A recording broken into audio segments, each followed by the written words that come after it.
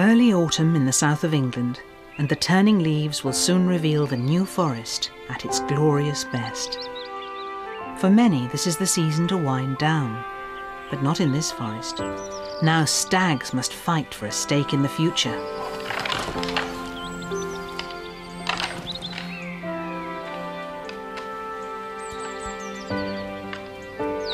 Others have a last chance to fill their bellies before winter. And we got a day girl, FB. And for those people who run their animals in the New Forest, autumn is probably the wildest time of year.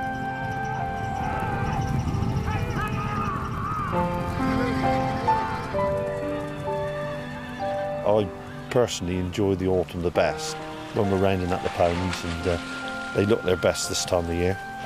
And I always enjoy the rat of the fallow deer. That's always a lovely time of year.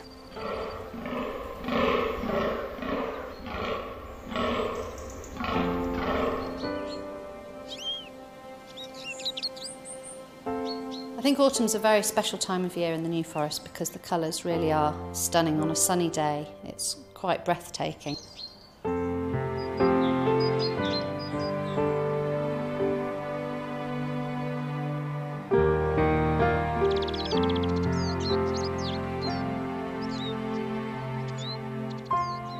I love the autumn in the forest because the weather just turns the forest into something quite magical. And the fungi are just like the jewels which come amongst it and are great excitement, I think.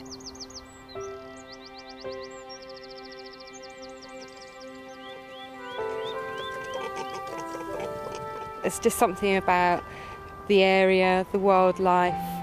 You go out in the mornings and it's just so peaceful. And it's just like you're the only one out there, and it's great.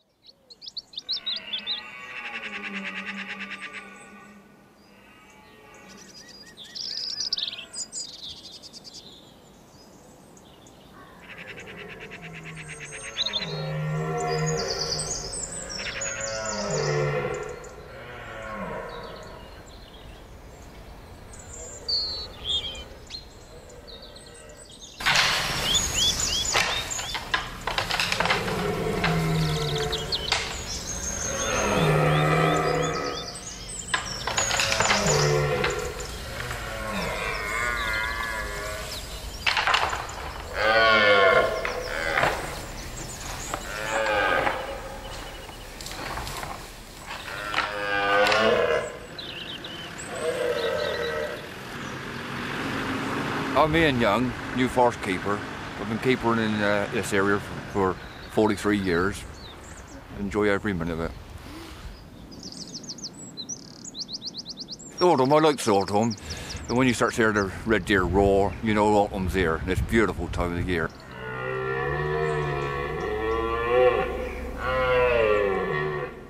Early mornings is the best time to be out in the forest there. When you're walking around there, you can hear two deer. You hear the antlers clashing together there. You creep up to them, you hear them bang, bang crashing about there. They're fighting to win a harem of females. The danger of spending too much time wrestling is that another stag runs off with the prize.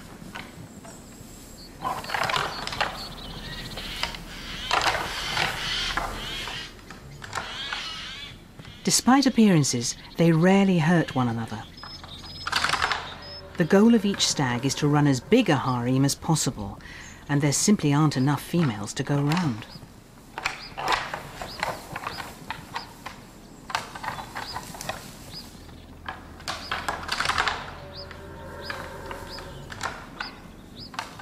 We keep about 120 red deer in the forest.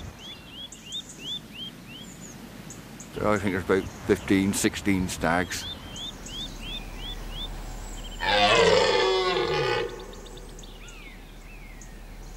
The ones that we're looking at there, this stag here, he's about 8 years old.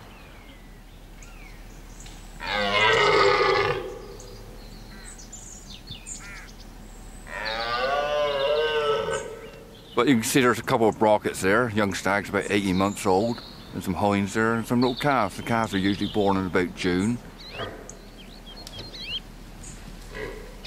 I love to see them, no doubt about it. And if it wasn't for the deer in the forest, back hundreds of years ago, it probably wouldn't have been a forest deer. But you know, you always get pleasure of seeing deer, no matter where you are. And it's all of a sudden you see a deer, and that's nice.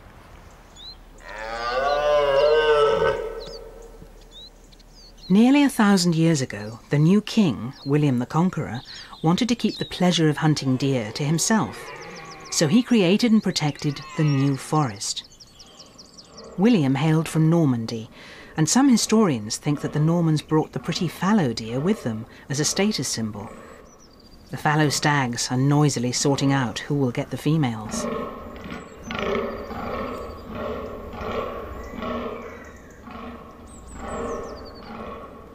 And so are the sika. Altogether, there are 5 different kinds of deer in this forest. The king used force to clear people and their animals out of the ancient greenwood away from his deer, but the locals fought for the right to use the forest and won. They became known as commoners, and commoners like Lucinda Ingram still exercise their rights to use the forest today. Often in the mornings, if you see any deer, they're just such fantastic animals. You know, they're so quick, they're so athletic. But then when they do stand and stare, you know, they're absolutely magnificent animals to look at.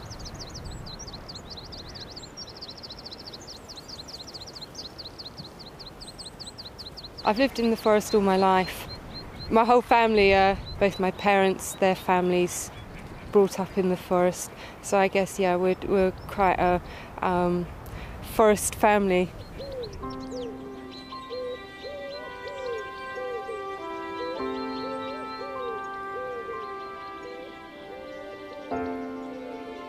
There's something about the forest that just makes it home. I travelled the world for a couple of years, but there was nothing like coming back to the forest.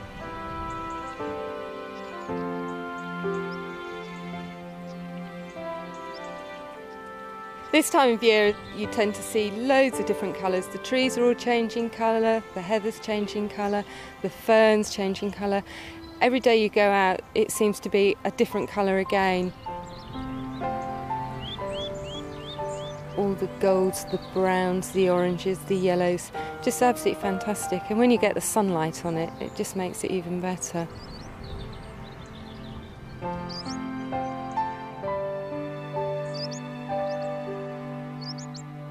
On a nice morning, it's so peaceful. The amount of wildlife you see, they just tend to take no notice of you because you quietly ride past them. All you can hear is perhaps just the ponies walking along or them just munching the grass. Lucinda uses her commoner's rights to graze ponies loose in the forest. They descend from the wild native ponies, which were here long before William the Conqueror.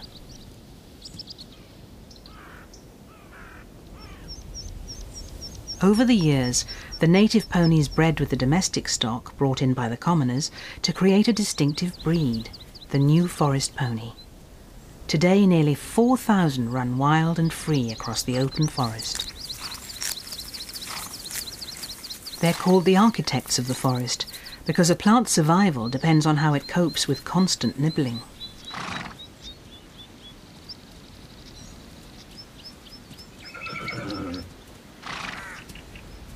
Ponies also have a huge effect on the wildlife. Any creature that likes rooting around in dung is bound to do well. Autumn is the one time of year when the New Forest ponies are rudely reminded that they're not as wild as they like to act.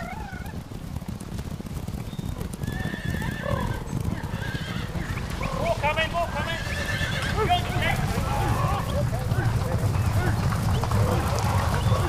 Go,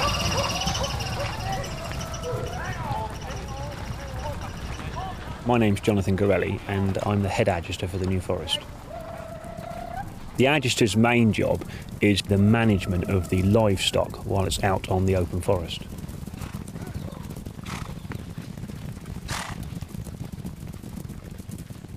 The autumn time is a very busy time for the adjusters. It's when we round up the ponies. We carry out what we call the drifts.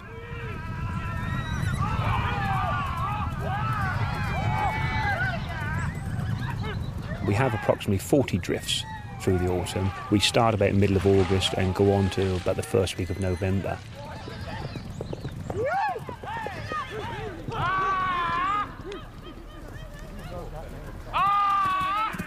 Galloping across the open forest, chasing the ponies in, it's an important job to do, but it is very exciting. I think all the guys that are out there doing it, really enjoy it. The purpose of the drifts is really it's the once a year health check that the adjusters can give the animals.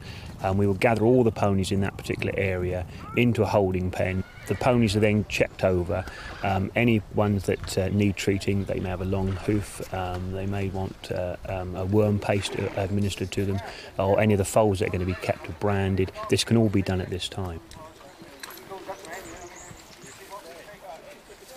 We're lucky that we get a lot of help come out on the drifts. We get a lot of people riding of all ages, and then we've got some youngsters coming on, which is good to see.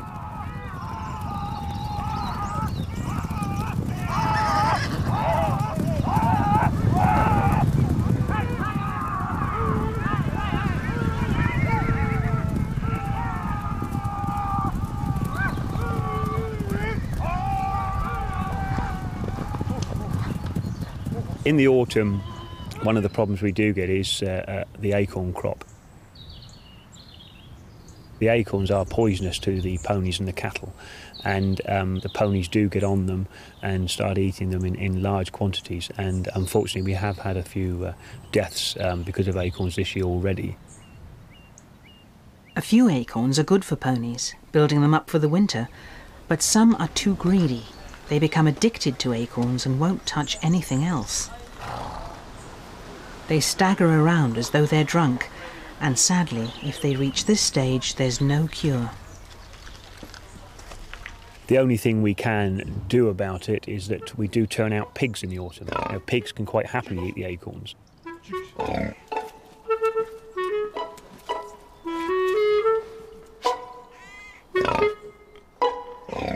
The commoners have an ancient right to turn our pigs in the forest for 60 days. That's called pannage. That date's set by the Crown. That started in late September this year because there's a heavy acorn crop. Heaviest I've seen perhaps for 8 or 10 years. The idea is to turn the pigs out to eat the green acorns away from the animals. The ideal time for pigs to be born to go out on the acorns is in June, so that they suckle the sow for 6 or 8 weeks, and then by the time the acorns come, they're ready to go.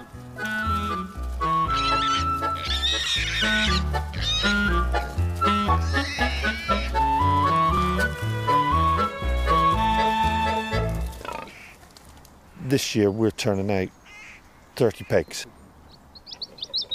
But we really need a lot more pigs to make a big impact. More pigs to eat more acorns. 150 years ago, there were more than 5,000 pigs out on the forest. In the days when the first commoners arrived with their pigs, the ancient greenwood was full of wild boar doing the same job, eating the acorns and protecting the ponies. Wild boar were prized for their meat by the nobility as much as the deer. There's a place called Pig Bush where the last wild boar was shot. So yeah, there were wild pigs, and perhaps they'll be back here before too much longer. I'm not saying there's any plans, but there are wild boar in Dorset, and they're not too far away. Pig numbers are falling because the right of commoning goes with the land. Where once it was the king who did his best to stop locals using the forest, now it's house prices. Animals need lots of looking after, and there are easier ways of earning a living. In their own unique way, today's commoners are fighting almost as hard as those original pioneers to keep their way of life going. There are not many left of traditional commoners. There's still a few left that would like to do it, and they must be encouraged.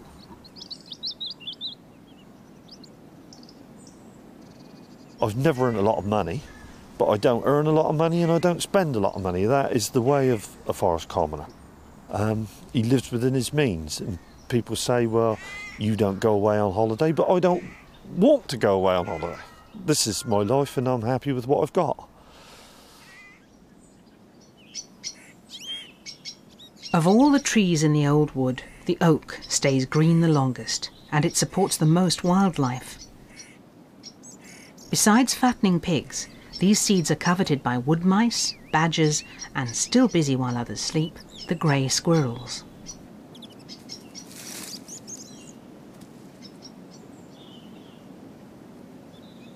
Squirrels bite the heart from the acorn to prevent it from growing. Then they bury them. The plan is to come back for them when they're cold and hungry in the winter. That's if no one else gets there first. Actually, jays hide their own acorns. No one is sure whether squirrels can remember exactly where they bury their acorns. They bury so many it could be pot luck. It must be difficult enough remembering where the last one went. It's a big forest.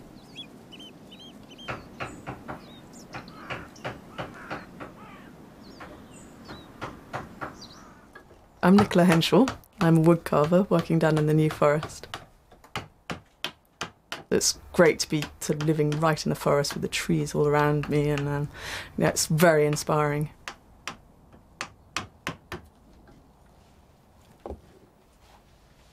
I've carved a lot of deer. I do get asked to carve a lot of deer, being a forest thing, and badgers and wild boar and things. New Forest oak is such a beautiful material. I work with it seasoned and green. The wood tends to be about 400 years old, and it's just a fantastic material to work with. It's like butter. All the oak that I use from the forest is from a sustainable source. I work very closely with the Forestry Commission. They replant as much as they fell. It feels like a whole livelihood going on literally in the forest. I get my wood from here, I carve it here, and actually most of it stays here, which is really nice. It's actually really important that a lot of it stays here and is going to be here for future generations. I've just finished carving an entrance arch for a school in Burley, designed by the school children.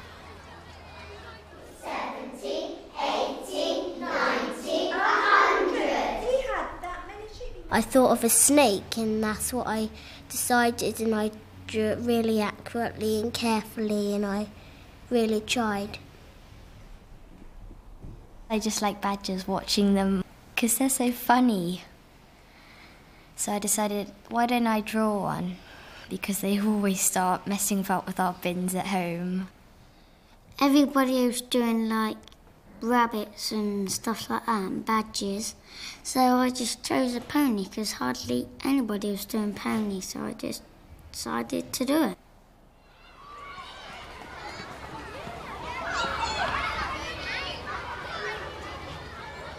We chose to do animals because it's something the children all have great enthusiasm for, and they can relate to, and they've all seen the animals around. I think the children here are very grateful for where they live. It's lovely. They appreciate the trees and the nature. And I think they do realise that they're in a very privileged position to be in such lovely surroundings. It's lovely growing up in a new forest.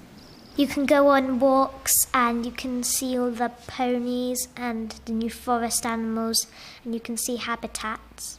But as soon as you walk out that door, the forest is right in front of you and you can do what you like, and it's just like wildlife all over it, and I really like it, I enjoy it. I think it's pretty and beautiful. I just like it because whenever you look at it, it feels like this is the greatest thing I've ever seen.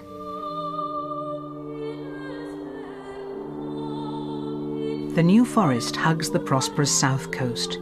It survived despite being sandwiched between Bournemouth and Southampton and is 4 times as large as either city. Over the years it's seen many changes. Great oaks were felled to build warships. Later it was fashionable to plant these fast-growing conifers.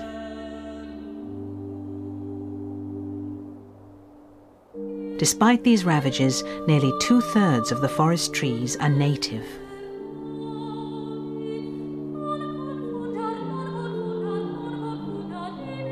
And the forest doesn't only provide a haven for wildlife, it's also home for several close-knit communities.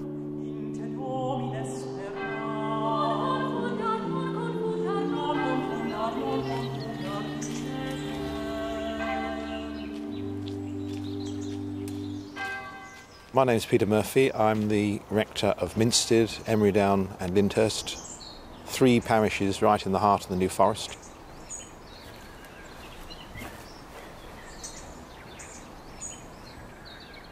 Well, it's obviously a wonderful job, actually, in such a beautiful place as the New Forest. I mean, it's absolutely magical and unique, both from the point of view that it's very beautiful, no doubt about that, but also it's fairly unique socially as well. It has a whole kind of strata of commoning and commoners.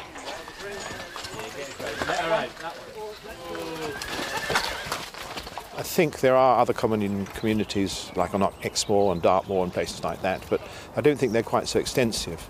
And of course, many of the families here go back many generations. The Perkises, for instance, there's a gravestone just here to 1635, and Perkis still lives just across the road opposite the church. I've been here now for 12 years, and I thought the only way really to immerse myself in the forest was to actually do some commoning. And so I bought some stock on the forest and so on, and then joined in the pony drifts. I guess I'm still an outsider. I will be for the rest of my life, but an outsider who's kind of accepted in a bit.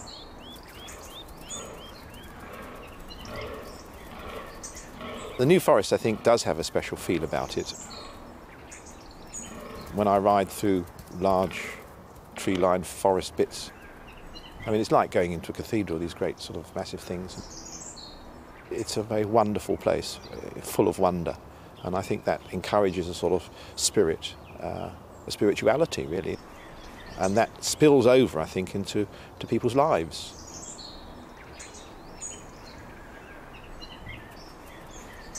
I think the animals do add to a spirituality of the place. The whole New Forest is highly managed, and therefore, in a sense, they're dependent on the management as well, with the ponies and the pigs and the cattle particularly, because they're the things that mow it, really. I mean, who would mow the forest if they weren't there?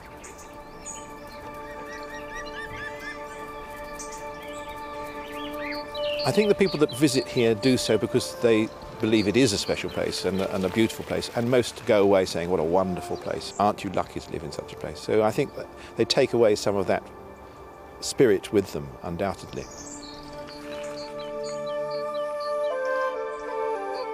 When children glimpse a wild wood for the first time, are they surprised to see friendly pigs and inquisitive wildlife instead of the terrifying wolves and bears of childhood books?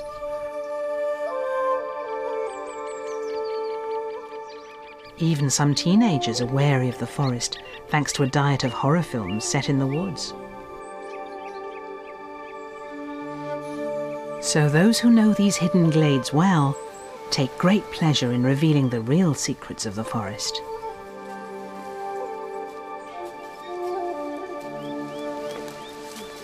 Let's see what we can find over here.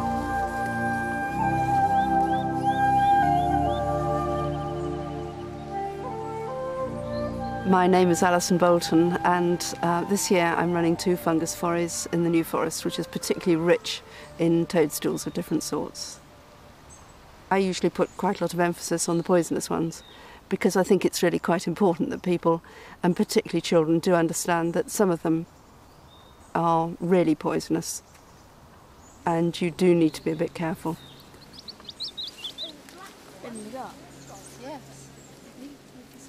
The one family which probably everybody knows one example of is the amanitas, which have the red and white spotted fly agaric, which is the toadstool of every child's fairy book. And in that group there are 1 or 2 that are really quite seriously poisonous. There's one called the death cap and another called the destroying angel, which are lovely names. The death cap's great fun because you get sick if you eat it, and then you get better, and then you die, and there's no antidote to it. So, and it could be mistaken for something more edible. When in doubt, don't. However, one that I'm really very fond of is the chanterelle, which is a very distinctive orange colour, with ribs rather than the typical gills that you associate with a supermarket mushroom underneath. They're supposed to have a slight smell of apricots, but that seems to pass me by.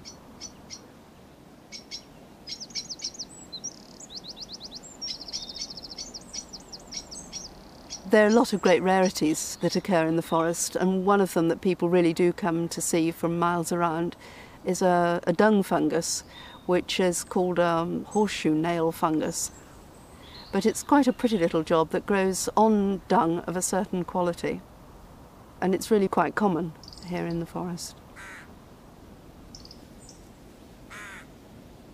One group of fungi that's quite interesting is a group that starts off emerging from something which looks rather like an egg, and most of these are pretty smelly, revolting things.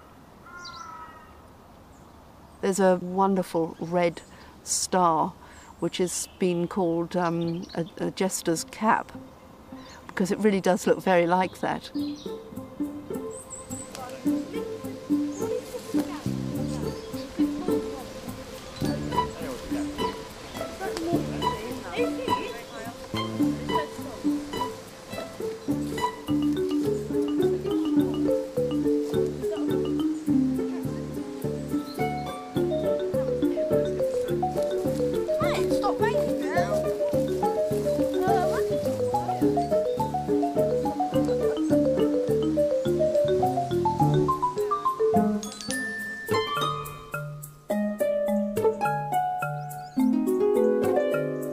Fungi are not the only poisonous inhabitants of the forest.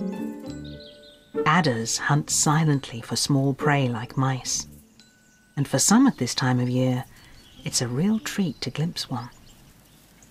As long as I can remember, I've been fascinated by reptiles.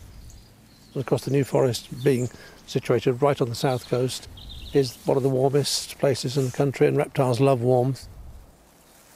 All the animals are now living in or near where they're going to spend the winter, and adders in particular seek out places where they can get underground, and it's often in quite large numbers. Autumn is the last chance you're going to get. It has to be also sunny weather before you're going to see them.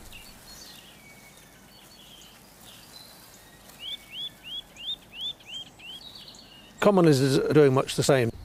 The adults are already in hibernation, in fact. The young ones are staying on a bit longer because they need to get as much body mass behind them, as it were, ready to see them through the winter. The more that they can eat at the moment, the better it is for them. So they'll stay active really almost into November until it gets really too cold, then they'll disappear again. As a forest keeper, I'm involved with wildlife of all sorts. And in the forest as a whole, we've got something like about 200 bat boxes. Well, we've got things like pipistrelles, which are very common. Occasionally we get whiskered bats and noctules, which are our biggest British species. Long-eared bats of all the species are well adapted to living amongst trees. They have relatively short, very deep wings, which allow them to manoeuvre very effectively. With their big ears, they obviously have very sensitive hearing, which allows them to shout, to their echolocation call, to be much quieter, which doesn't disturb the insects they're hunting quite so much.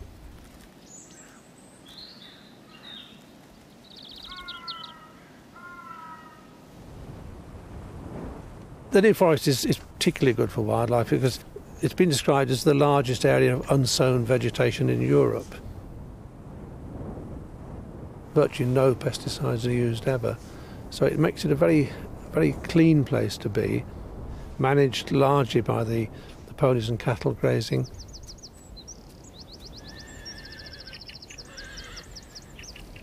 And the wild forest is not just about trees. Thanks to the grazing animals, nearly half the landscape, like this heathland, is open to the sky. There's nowhere else that I can think of in England which has such a wide range of habitats and such a large number of species living here.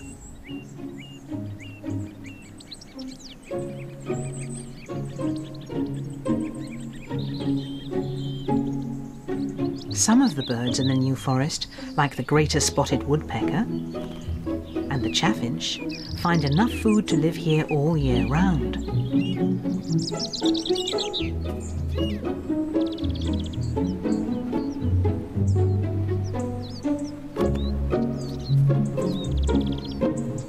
The rare woodlark does well here. It thrives on the heavily grazed areas. But for one of the forest's keenest birders, it's the seasonal visitors which provide the most excitement. I'm Andy Page. Birds is my main passion, and obviously this time of year it's autumn. We've just lost all our summer visitors. We've got a real influx of winter migrants coming down here now, so you can turn up anything this time of year, and it's a really good year.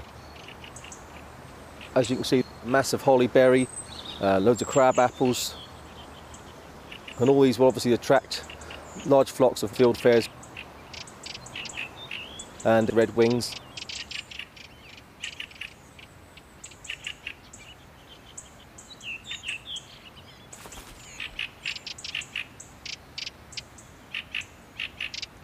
And if you're lucky, there's even the odd ring-ouzel I've seen in the last week here.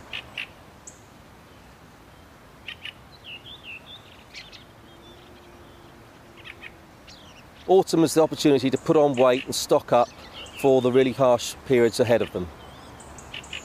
And obviously the longer that this food is available to them, the more chance they have of getting through the winter.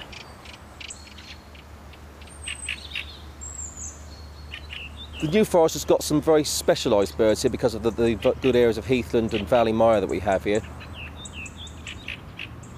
The occasional great grey shrike, which is quite a special bird. That's always a highlight to see one of those here.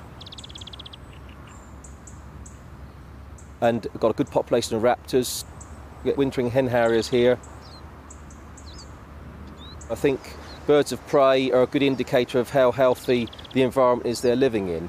And by monitoring populations of those species, you can see whether, the whole habitat and whole environment is healthy. The hour before dusk is the best time to spot hen harriers, when they return to circle the heath and scrub, checking that it's safe before dropping down to roost for the night. Whoever you are, wherever you look, there's inspiration to be had from the forest if you're prepared to go out and find it.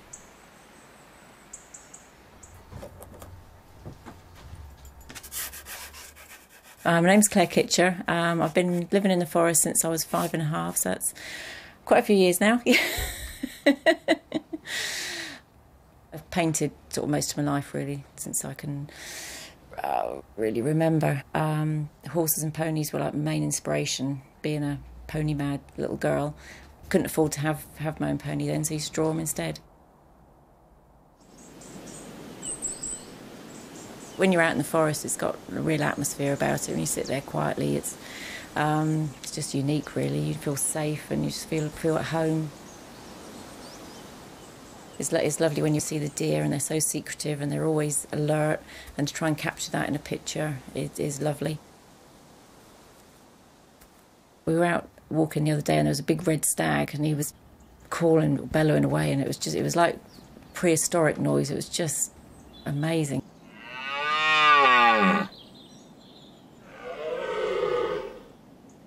The fallow deer, the stags are out at the moment as well, and they're brilliant to watch. They're very beautiful animals. The pastel I'm doing at the moment is a little roe fawn, and I was just walking through the undergrowth, and all of a sudden came upon it. So I had to quickly do some sketches of him. So I was probably there about 3 or 4 minutes, just trying to get down as much as I could, and then legged it out of the way a bit quick because I didn't want to disturb it really. But it was just, I couldn't resist it. So.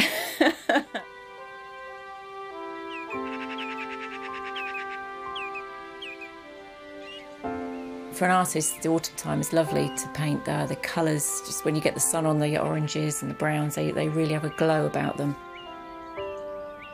I was out the other evening and the sky was amazing, and there was a valley at Wootton, and there was mist just coming up from the river through the trees. So you had this wonderful sky, and the mist just sort of sitting really heavy, and then a golden glow, and it was just like awe-inspiring really. And really it's the only time of year you get that sort of look. So it's a special time really.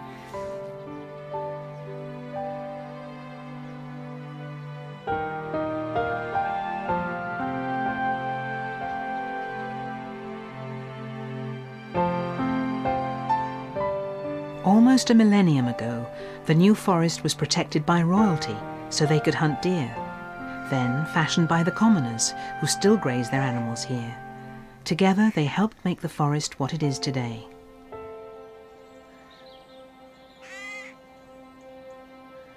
Now there's another change on the horizon for the forest, recently declared a national park in recognition of its special nature.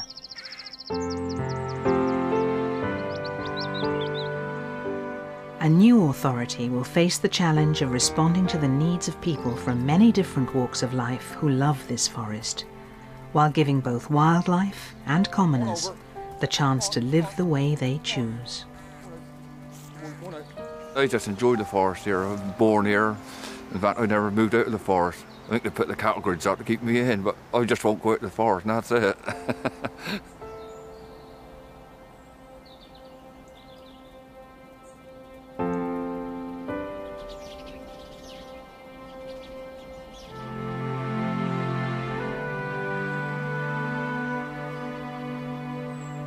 Wonderful place, paradise. I wouldn't want to be anywhere else, and I consider that I've been very lucky to live here all my life.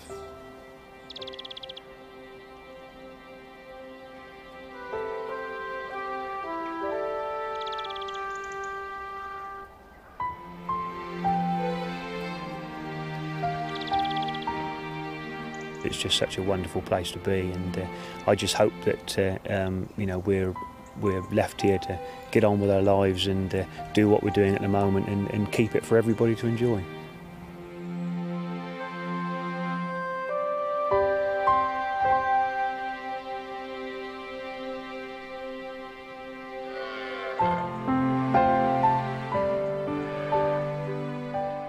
The spectacular migration of wildebeest turns the lives of the Serengeti's big cats upside down next this evening. Natural World here on BBC Two.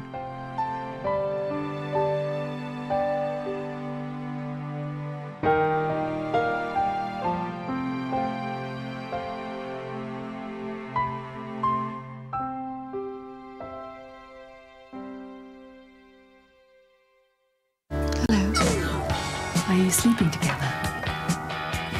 It's just a thing a mother likes to know. The whole school!